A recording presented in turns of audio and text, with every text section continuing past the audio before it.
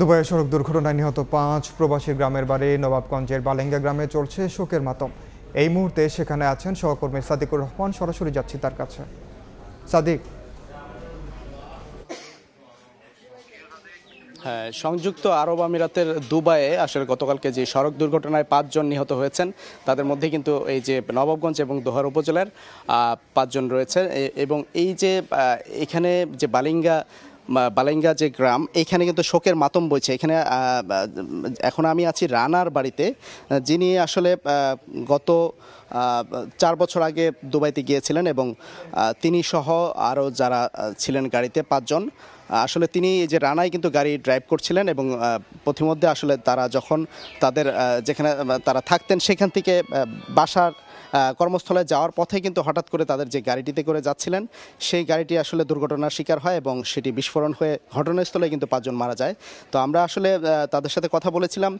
এই যার বাড়িতে এখন আছি রানা, তার আসলে বিয়ের একেবারে কথাবার্তা এবং প্রস্তুতি সব সম্পন্ন হয়েছে এবং আগামী ২ মাস পর তার বাড়ি ফেরার কথা। দেশে ফিরে কিন্তু তার বিয়ের অনুষ্ঠান হওয়ার কথা, কিন্তু এই ভাগ্যের যে নির্মম পরিহাস, তাকে মৃত্যুবরণ করতে হলো।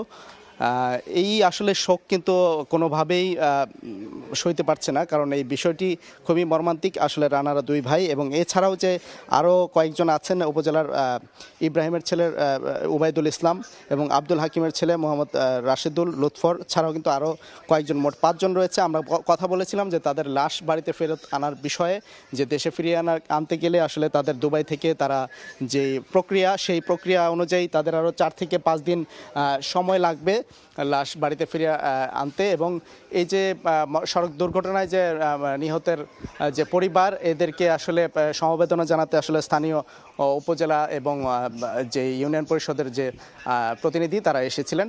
এই ছিল এখান থেকে সবশেষ তথ্য। সরাসরি যুক্ত ছিলাম ঢাকার নবাবগঞ্জে।